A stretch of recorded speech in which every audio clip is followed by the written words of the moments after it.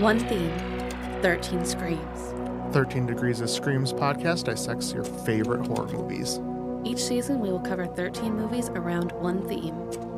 We will discuss the real-life myths and legends that inspire these movies and tell you just how scary they are. With your host, Alex and Stephanie, join us as we dive deeper into the degrees of screams.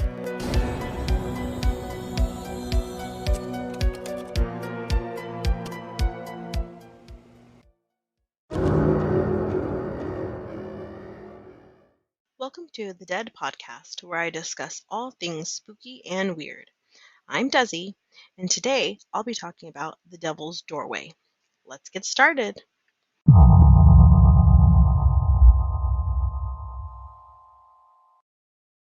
Hey everyone, how is everybody doing tonight? I'm glad y'all are back for another episode.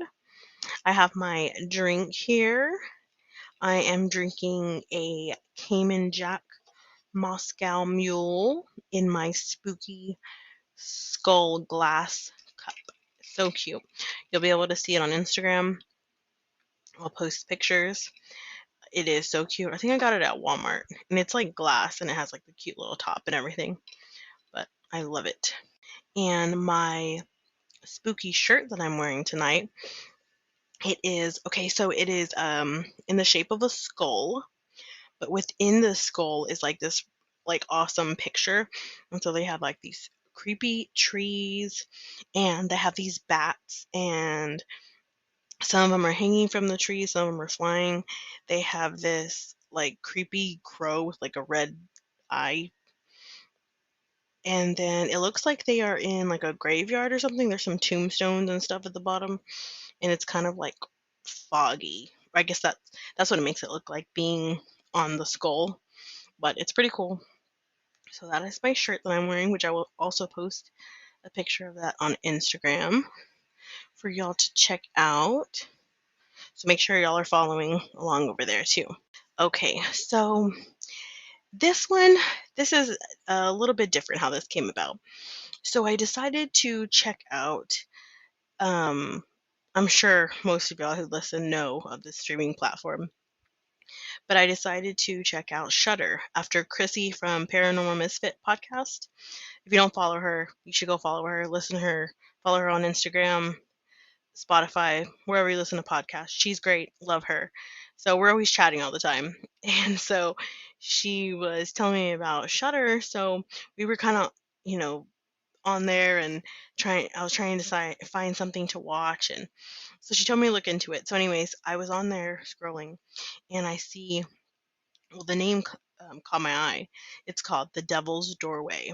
And so it has like this, it had a cross and like a possessed looking girl on the front cover, and the little like trailer thing looked interesting.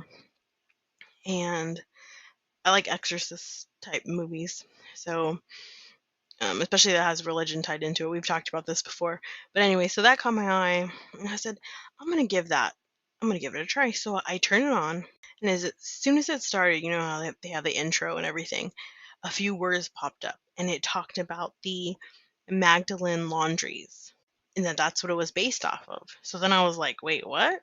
Is this about a real thing? So obviously had to get my phone out, Googled it. Sure enough, it popped up. So tonight I will be discussing the movie, but I will also dive into the true story of the Magdalene laundries in Ireland. Okay, so first here is the synopsis of the movie. What unholy terrors lurk behind the walls of a secretive Irish convent? Northern Ireland, 1960. Father Thomas Riley, Father John Thornton are dispatched by the Vatican to investigate reports of a miracle, a statue of the Virgin Mary weeping blood, at a remote Catholic asylum for immoral women. Armed with 16mm film cameras to record their findings, the priests instead discover a depraved horror show of sadistic nuns, Satanism, and demonic possession. Supernatural forces are at work here, but they are not the doing of God. inspired by the infamous true stories of the Magdalen laundries, in which fallen women were held captive by the Irish Catholic Church. This found footage occult shocker is a chilling encounter with unspeakable evil. So, my thoughts. I loved the found footage aspect of the movie. I didn't think I would. I'm not a big found footage type of person. I mean, I do like some movies, but it's not like my favorite genre. But I really liked this one because they use like an old style technique from like the 60s, I believe.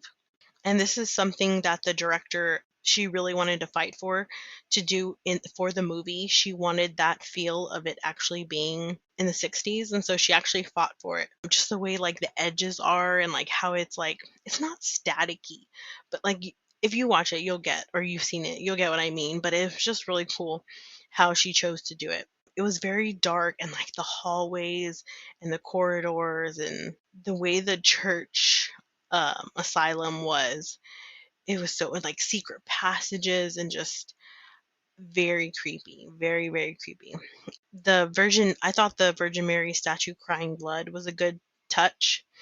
I know there's actual like stories of like Virgin Mary statues like crying real tears, like weeping, or like the image of Virgin Mary appearing in like a piece of wood or whatever. But I don't think I've seen anything about like crying blood. Maybe I just haven't paid attention. So that I thought that was interesting.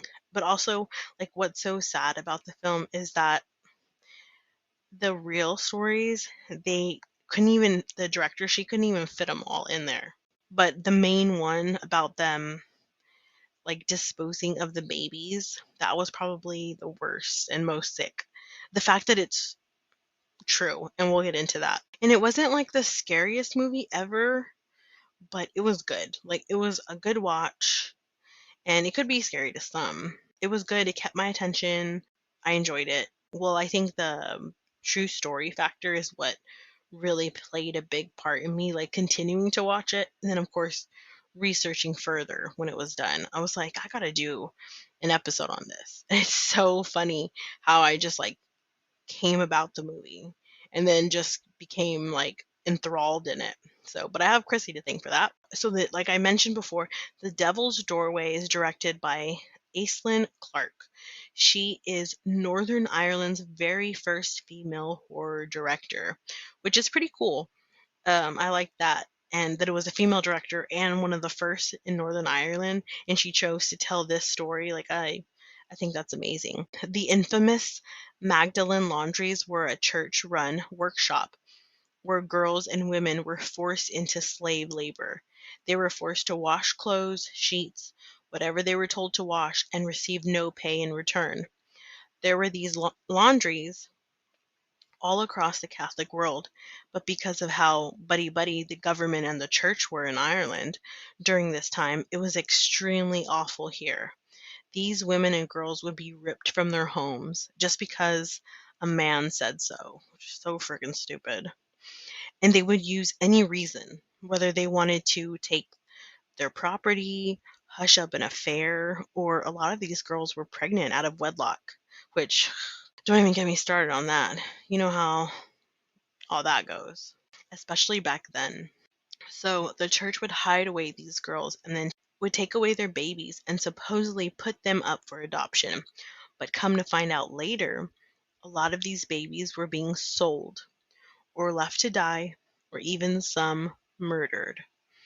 There was a more recent case in Tuam Co. Galway and Nuri Co. Down, sorry for the names, I don't know how to say them, that actually provided the foundation for what happened in the film. According to the director, there were so many more stories that didn't even make it into the film, like I mentioned earlier.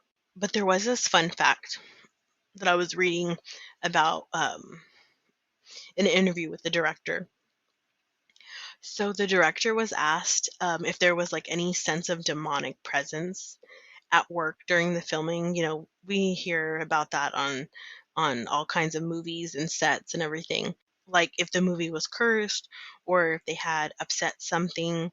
She said that she did not believe in those type of things, but that she does think something or someone was watching over them, for their story to be told, because the very day after filming, the roof completely caved in on the room they were using as the church. So who knows what would have happened if they hadn't kept to their schedule with shooting the movie and wrapped up on time. Some of these movies don't wrap up on time. So I thought that was so crazy. That happened. I was like, "Oh, that's creepy." But something or someone was definitely watching over them. Now we're going to get into the Magdalene laundries or asylums. They were called both. In case y'all don't know, they were named for the biblical figure Mary Magdalene, who is traditionally considered to have been a fallen woman herself, which a fallen woman means like a prostitute. They were described as laundries because the asylums were laundry and needlework businesses that worked their unpaid prisoners for a profit. From 1765 to 1996, that's a long time, Ireland's laundry institutions claimed to help vulnerable women and girls. Instead, they forced them into prison-like conditions. Ireland's first asylum opened in Dublin in 1765 with the intent to prevent prostitution. The asylum sheltered unwed mothers and women who had premarital sex. Hoping to prevent their slide into sex work, some parents sent their daughters to these asylums to hide out of wedlock pregnancies. During this time period, women stayed in the asylums for a short time. They learned a skilled trade to support themselves after their release, and many even entered the asylums by choice, which is crazy. But they probably didn't even know what they were getting into. They probably thought that they were going to get a job, learn how to do something, be able to take care of themselves, and be able to leave. Which I guess when this first started in 1765, that's kind of what it was, or how it started out to be. And so they were able to leave, after a while. The Magdalene asylums eventually became a long-term prison for women rejected by society. By the time the Republic of Ireland declared independence in 1922, the laundries had become a for-profit system run by four religious groups: the Sisters of Mercy, the Sisters of Charity, the Good Shepherds, the Good Shepherd Sisters, and the Sisters of Our Lady of Charity. The nuns who ran the asylums took in promiscuous women.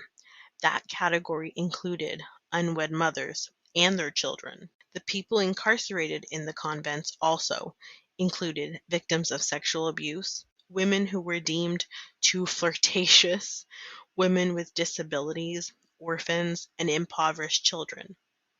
Women arrived at the laundries via multiple routes.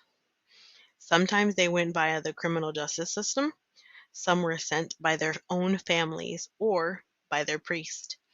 Some were sent by medical professionals and other by social services or by psychiatric hospitals and institutions for the intellectually disabled.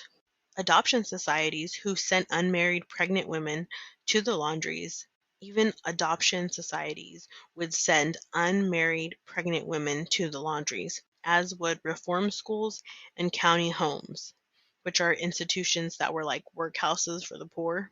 Some women would also refer themselves to the laundries.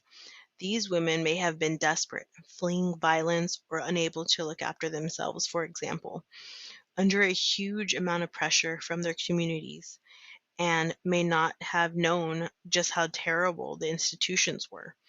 Women were sent to the institution for petty crimes too. Not paying a train ticket, which is stupid, for example, could lead to a stint at one of the laundries. While the Magdalen laundries were almost entirely run by Catholic nuns, the Irish government helped pay for them in exchange for laundry services. And the government also sent women to the asylums. including patients in mental hospitals and wards of the state. In the laundry system, Catholic nuns vowed to reform their charges through harsh methods. Suffering was penance for sin. The nuns of the Magdalene laundries preached, so the girls were forced to work long hours for no pay. Local businesses, public hospitals, and government agencies would drop off their laundry at the convents. The girls washed and ironed the clothes. If they refused to work, the nuns withheld food or physically abused the girls. Some other punishments included shaven heads, institutional uniforms, bread and water diets, restricted visiting, supervised correspondence, so a bit like jail, solitary confinement, and even flogging. They could not even make eye contact with each other, and they could not speak about where they came from or where their families were, even like their children that they lost or they took from them. They were also constantly under surveillance, being verbally insulted, feeling cold. They had poor diets and endured humiliating and inadequate hygiene conditions. Because of this poor level of hygiene, the mortality rates were high, particularly in the children, and diseases such as TB, pneumonia, measles, and gastroenteritis ran rife. They were sometimes confined to small, windowless spaces or kept behind high walls lined with shards of glass. None of the girls received an education either. Babies born in the asylums were often taken from their mothers and given to other families, but in some homes, babies faced a much worse fate. At the St. Mary's Mother and Baby Home in Tuam, the remains of close to 800 babies were found in a septic tank in 1975, which is just fucking. There were 10 workhouses around Ireland whose total capacity at any given time was 1,200 people. Although the institutions had been open since the 18th century, the first laundry opened on Leeson Street in Dublin in 1767. The 2013 government report looked specifically at the period between 1922 and the closure of the last Magdalen laundry in 1996, investigating from the point when Ireland became a republic. Over the 1922 to 1996 period, the government reportedly found that there had been 14,607 known admissions in the institutions. But given repeated entries and mistakes with the documentation, the report revised this number to 11,198. The number of admissions rapidly decreased after the 70s. 660 women were admitted in the 70s, 147 in the 80s, and just 8 in the 90s. Women stayed at the laundries for anything from 1 week to over 10 years. 14.4% of women housed at the laundries stayed for over 5 years, and 7.7% were there for more than a decade. Subjected to years of abuse, often from a young age, some women inside the asylums became institutionalized and could not easily rejoin society. In 1993, a Dublin convent sold a parcel of land, but when the developers began digging, they uncovered a decades-old scandal. Under the Irish soil lay a mass grave that contained 155 bodies. Most had no death certificate. An investigation revealed that the grave contained women who'd been sent to the Magdalen laundries. These asylums, meant to reform women, instead abused them. Over the course of more than 230 years, girls living in the laundries were forced to work for no pay and to live in terrible conditions with no schooling. When the scandal broke, survivors of the asylums came forward to condemn the practice. You didn't know when the next beating was going to come, survivor Mary Smith later said in an oral history conducted by Irish Research Council. Like many survivors, Smith was not a criminal. She was sent to a Magdalen laundry in Cork after being raped. The nun told her she had to be locked away in case she got pregnant. At the laundry, the nuns cut Smith's hair and gave her a new name. Like the other inmates, Smith had to work in the laundry and follow a vow of silence. The nuns also beat her. The horrific conditions further traumatized Smith, who was only around 16 years old when she was locked away. She later said the nuns made the girls feel like they weren't human. They would make the girls line up and make them all hold hands, and the nuns would just make them repeat, "I am nobody," over and over again. Years later, Smith could not even remember how long she had spent at the asylum. Smith later learned that she'd been born at a different Magdalen laundry to an unwed mother, sent to the asylum by her priest. Tragically, Smith's mother died before they could be reunited. Okay, so now I'm going to talk about a couple of survivor stories. This first one is Elizabeth Copen grew up in the Magdalen laundry system.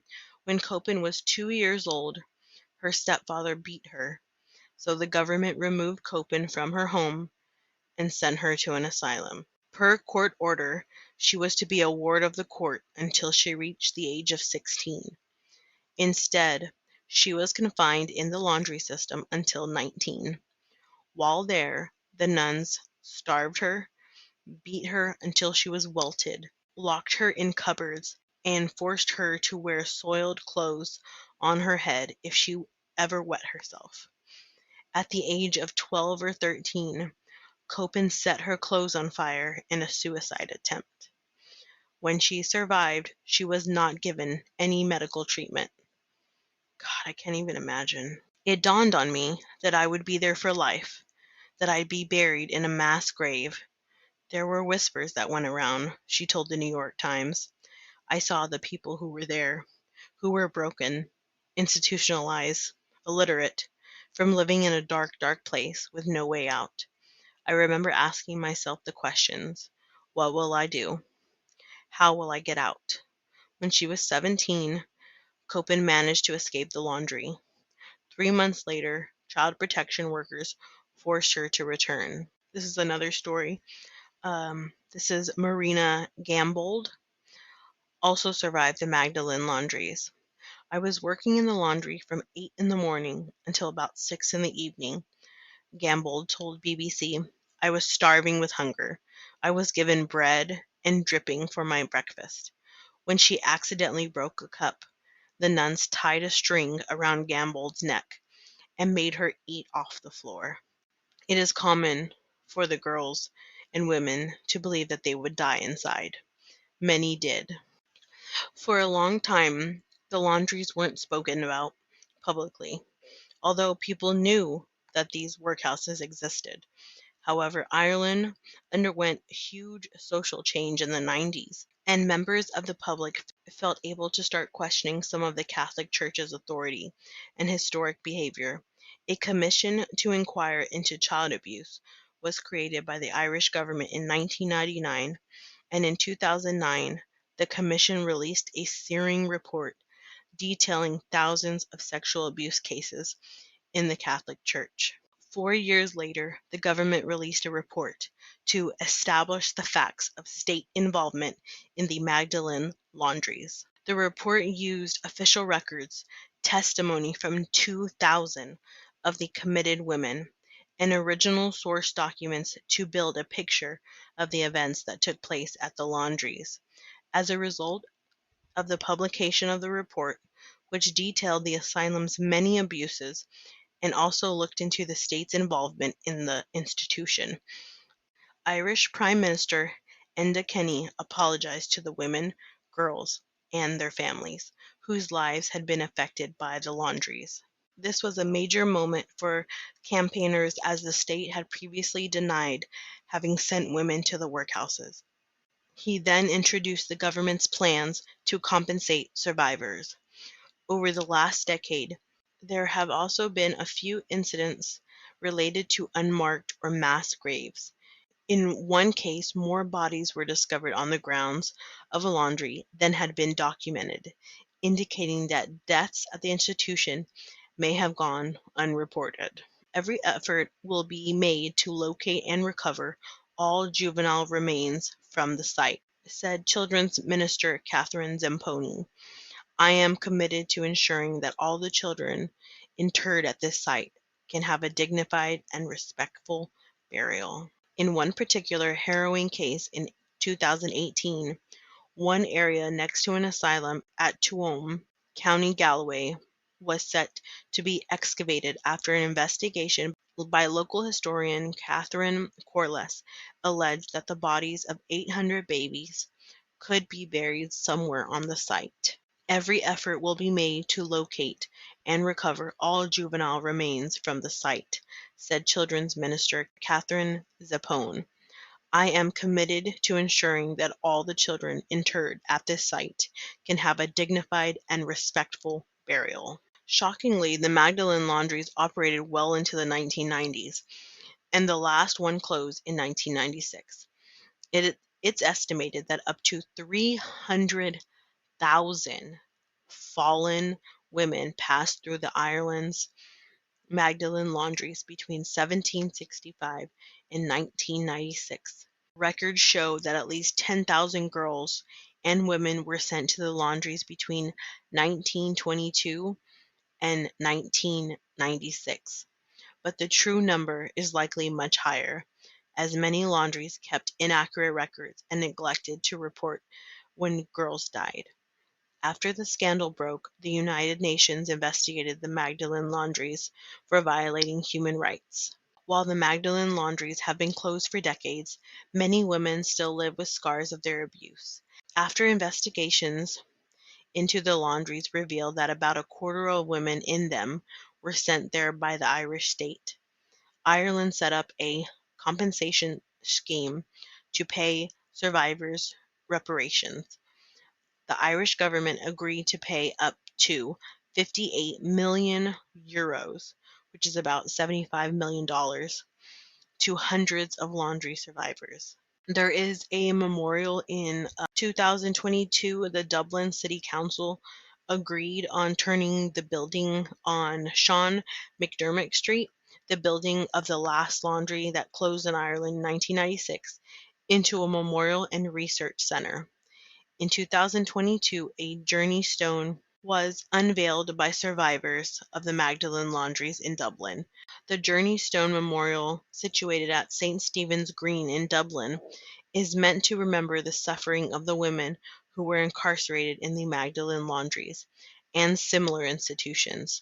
One of the group of survivors that unveiled the stone stated that it feels more appropriate to her than the center, as she was actually involved in the decision making, unlike with the center. Now, there's a couple of other movies, shows, and documentaries that cover the Magdalene laundries. I have not been able to find a lot of them streaming or anything. A couple of them that I saw I couldn't find, so let me know if y'all find any of these.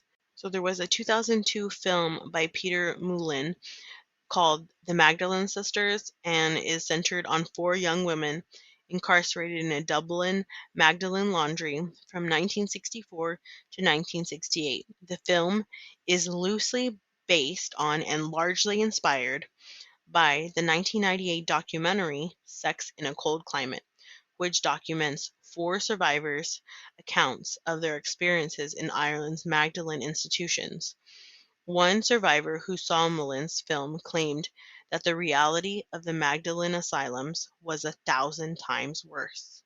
So that leads me into the documentary called Sex in a Cold Climate, and it is a 1998 Irish documentary film detailing the mistreatment of fallen women in the Magdalen laundries in Ireland. It was produced and directed by Steve Humphries and narrated. It was used as a source for the 2002 film The Magdalene Sisters. Now, this documentary was harder to find, but I think you can find it on YouTube if you just type it in. That's where I was able to find this one. And there's another one called The Forgotten Maggies, and that one you can also find on YouTube. I think that was like 2 hours long. There was one called Sinners, which was made in 2002, and it says that's a TV movie. I haven't looked that one up, so I don't know if you can find that one anywhere. But I was also reading that apparently there's like a new one. I don't know if it came out yet or if it's about to come out, but it's called The Woman in the Wall, and it is a fictional BBC series featuring survivors of a Magdalene laundry. So that's new. Either it hasn't come out yet or it just came out. I wasn't able to find out where it was streaming, but it's new. It's on BBC TV. Y'all know how to get that? Let me know. So those are all the films and documentaries and shows that I could find on that. Okay, so now like to wrap things up, the movie, it was horrifyingly spooky, it was raw, it was real, but despite the horror aspects, it felt very much like what these girls would have gone through even then. Who knows, with so much death in these places, the horror aspect could have become real in some of these places too. So I think meshing those together made for a good movie, but I'm glad I was able to dive deeper and read about this and learn about this. I will say, on a lighter note, this movie was very nostalgic to me because I grew up Catholic, I've talked about before, and we had an Irish priest, and he was the sweetest man. Loved him. Um, all growing up, through my years in the Catholic Church, he was there, and he was just great. And he actually married my parents, and me and my brothers did all of our sacraments, with him. And he was just the sweetest old Irish man. He was great.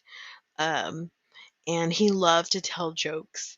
And there was one joke that he would tell, and I just always thought it was so funny, and I always remembered it. I don't remember how young I was when he told it, but he was bald. And I remember one time he said that he was bald because of all the exorcists that he had performed. It was funny, but also I always like wondered, I was like, is it true? Or if he had performed any. I never asked him because I was a kid whenever he told the story, but I always remembered it. It always stuck to me, and I always thought it was so funny.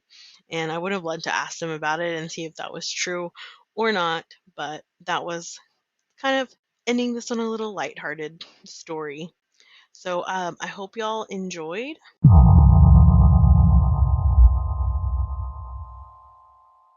So that brings me to the end of this episode. Thanks for listening to the D.E.A.D podcast. Follow me on Instagram, Facebook, and TikTok at the D.E.A.D podcast. Also, feel free to send in your stories, episode suggestions, or feedback at the D.E.A.D podcast1 at gmail.com, or send me a message, comment on my Instagram. I read those all the time, so you can tell me anything over there. That would be great. If you enjoy this show, please rate and review the podcast on whatever platform you are listening on, and be sure to come back next week for our episode on Slender Man.